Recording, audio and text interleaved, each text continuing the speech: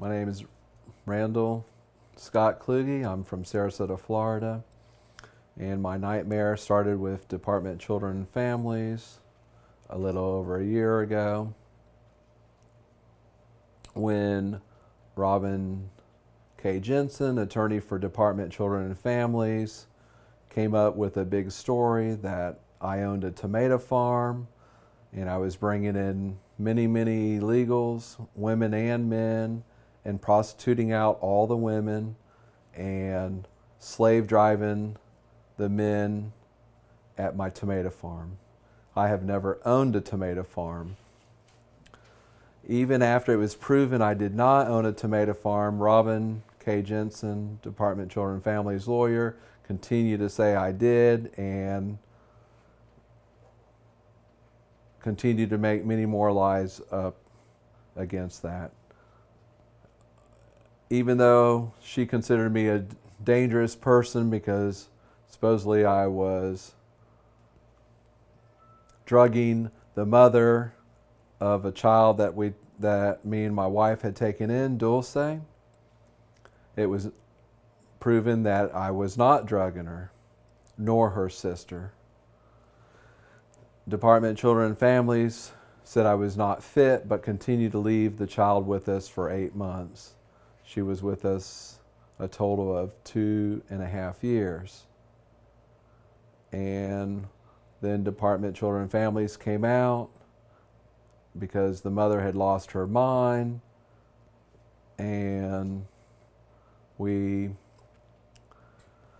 got harassed. They coerced their way into the house, found the house to be 100% good, found Dulce very happy, very good, very well adjusted into the family.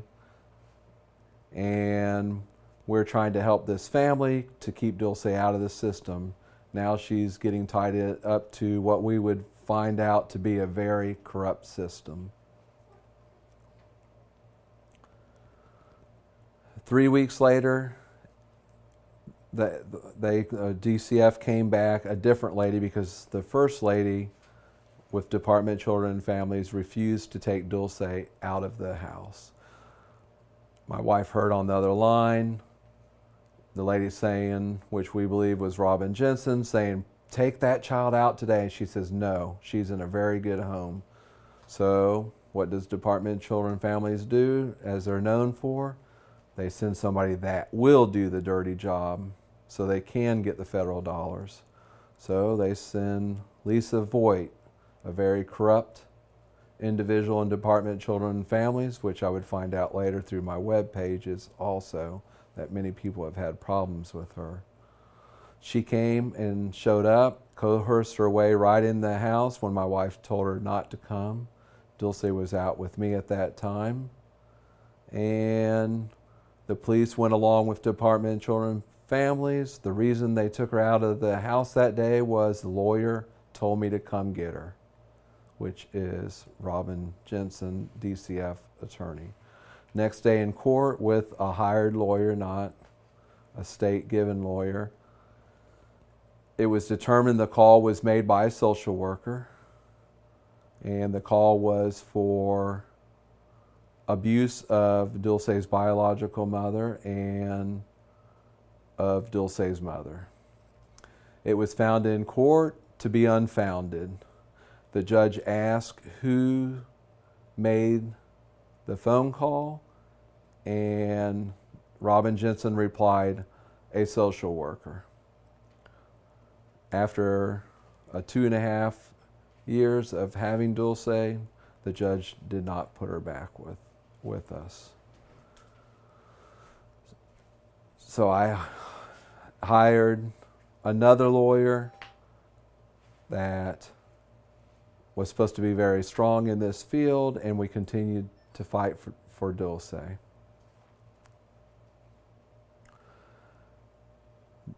Then I started web pages against the government and found out how corrupt the system really was. I started a web page called SarasotaCrookedLawyers.com, and from then my life would turn to hell. I would have a warrant thrown by Sarasota Sheriff's Department on me for assault and battery because of my webpage, sarasotacrookedlawyers.com, which is assault and battery is a physical act and a webpage is not a physical act. 3 months afterwards, the feds would show up at my house in Tennessee and pick me up on charges of taking illegal immigrants across state line. I would get no bond, which is against against my constitutional rights. For only capital crimes, you should not have a bond. I would be held 8 months with no bond, extradited back from Tennessee to Florida.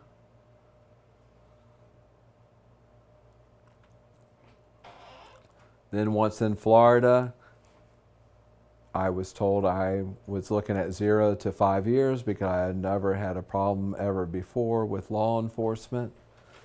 But if I did not plead guilty, as the feds have a 99% success rate, that they would give me the full 5 years. Or I could plead out guilty and receive the 6 months, which I ended up serving 8 months because they kept delaying my sentence. As the feds always do, and I met some other Fed guys in jail, they promise you if you plead out, they'll give you less time, but then they always go for the full maximum time. The district attorney for the federal government used case laws that had nothing to do with my case. During the period, the judge figured out something did not match up, and he says, there's more to this story. And at that time, my lawyer said, yes, there is more to the story. He has web pages against the government.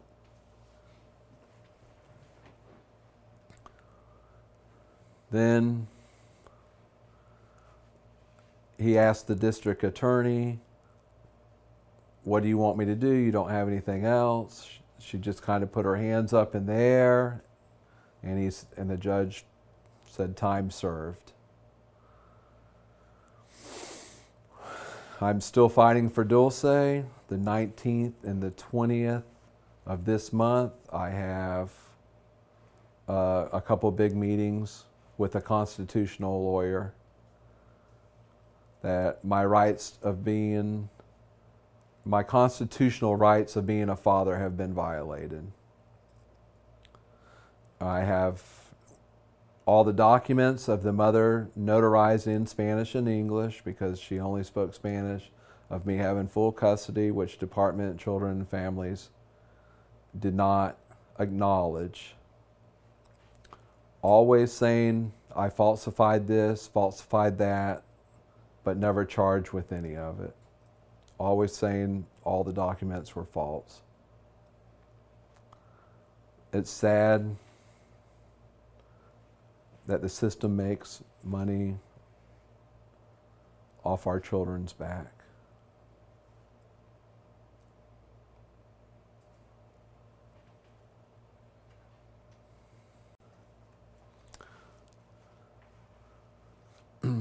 I'm asking for the government to investigate my case.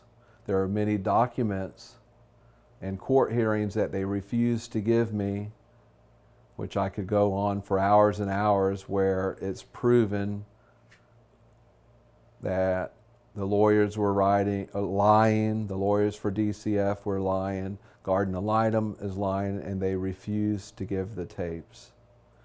So I'm praying and asking Congress, Pam Bondi, Attorney General, Rick Scott, anyone, please investigate my case and many others